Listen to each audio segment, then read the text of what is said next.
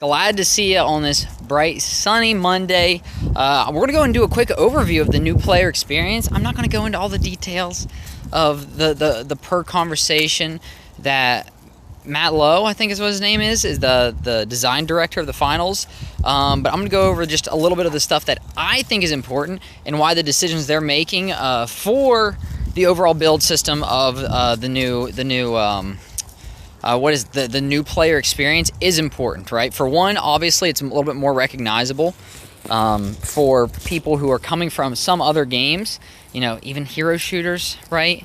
Or game MMOs or hero shooters, or a lot of games like even like Call of Duty had systems like this too, right? Battlefield with Demolition, they had having different classes for different things and really capitalizing on it. I mean, look at this design direction that they have right here on this with the different icons and stuff, with all the different abilities, which who knows, they may end up adding a few more to that new player experience with the new season of 8. They haven't really talked about that, but with, for example, the assassin, right?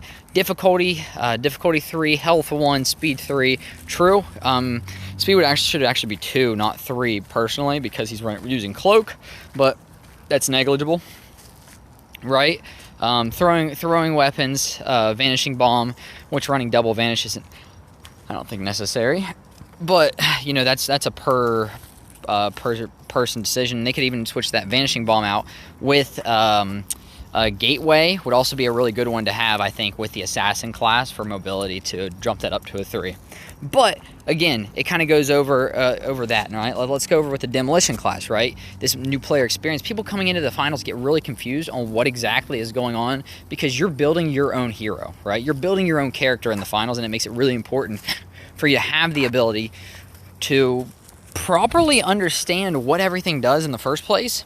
And there's not a whole lot of it doesn't give you a whole lot of understanding off the rip. Now, the new tutorial is one of the better tutorials that I've seen in games. And then also with them getting rid of, I think they're getting rid of quick cache, if I'm not mistaken, as one of the game modes. I think that's a bad play, right? Team deathmatch, power shift, and head-to-head are the game modes instead of quick cache. I think they should get rid of head-to-head and instead do quick cache. As long as you have the initial, your first match, being maybe head-to-head, where it's a little bit easier to comprehend. But I guess for that new player experience, head-to-head is still a very good idea and a good play. And that's actually what they use for their new tournament. But again, Demolitionist, Heavy, Charge and Slam, M134 minigun. The difficulty of it is up to 3, which is true. It's a very difficult. Oh, okay, so we're talking Guardian. So Guardian difficulty is 1, 3 health. Demolitionist is 2, 3 health. Can I pause this? Can we pause this? I'm going to talk about it. Enforcer. So let's go Enforcer. Claw, Winch Claw. So some of these are actually fairly meta builds, and some of these are like counter to like doubling down on different things or different types of play styles. So I'm assuming that's why they went with, say, Enforcer with the lock bolt. But again, this is really capitalizing on that new player experience and really going into that type of build, right? That type of class. And then from there, you're like, oh, okay, so I can do this with this, right? Oh, okay, a demolitionist. I blow things up. I can go through walls easier, right? So let me go back a little bit. Yeah, demolisher, not a demolitionist. Demolisher, I can go through walls, right? The minigun can shoot through walls. It's like 75 bullets or something like that in the same spot, or 50 or 75 bullets will eventually shred through a wall. And then it again dials in and continues on with that play style, right? So let's go down real quick and finish it up with the hacker, the medium play style, hacker, dematerializer, FAMAS, data reshaper. Again, data reshaper, unless they bring that back into the meta, that thing's actually pretty garbo. Increasing the range of it may actually help a lot.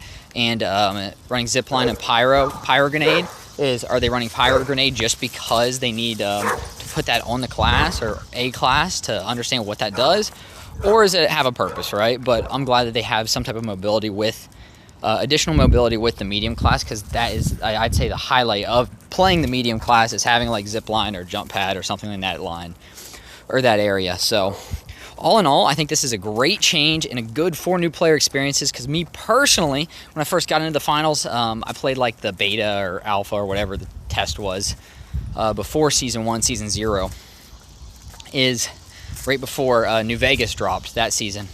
Was and a little bit of New Vegas, but I only had like 10, 15 hours into the game. Something like that, right? I came back during COVID, Season 3, end of Season 3, a week and a half left, got COVID, and I was like, you know what? I'm going to play something new. And once I passed that 15, 20-hour threshold, I haven't been able to stop playing the video game. I have not been able to stop playing. I'm like 550 hours now, right? Since Season 3 of like October of last year or something like that, or December of last year. So I say that to say, guys, I hope this, not that they've been bringing in more players, but the players haven't been sticking because of understanding how these systems work and the complexity behind the character building that you can do with the amount of gadgets and the environment working against you. This is a great change. Could even be way better than expected with all their testing and stuff that they have emphasized. So one thing right here, right, for existing players, if you are a seasonal player and you are likely well played past your first 20 weapons, you have unlocked plenty of equipment. When Season 8 launches, we'll automatically receive all of the 15 starter items, whether you've already unlocked them or not.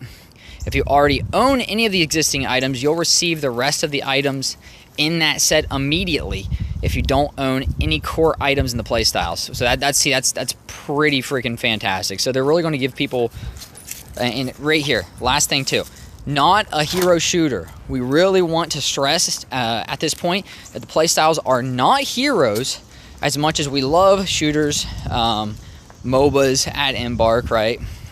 Overwatch, you know what I mean? For example, right? Marvel Rivals. That this game is not a hero shooter. So, guys, big picture here is that the systems will give new players a clearer and faster introduction, immediately showing them the variety of the game has to offer in a wide array of strategies and tactics at their fingertips. I think this is great. I think this is a really good change because there's too much going on for too short. Too much going on that it throws at you. Because this game's different than any other game that is out. I mean, there is non-experience like this that you can get anywhere, and that's not me sugarcoating it. I'm freaking 30 years old, guys. I've been playing video games for a freaking minute, and everybody who's played the finals knows that you can't get an experience like this anywhere else. So until next time, follow. We'll be streaming Season 8. Peace out, homies.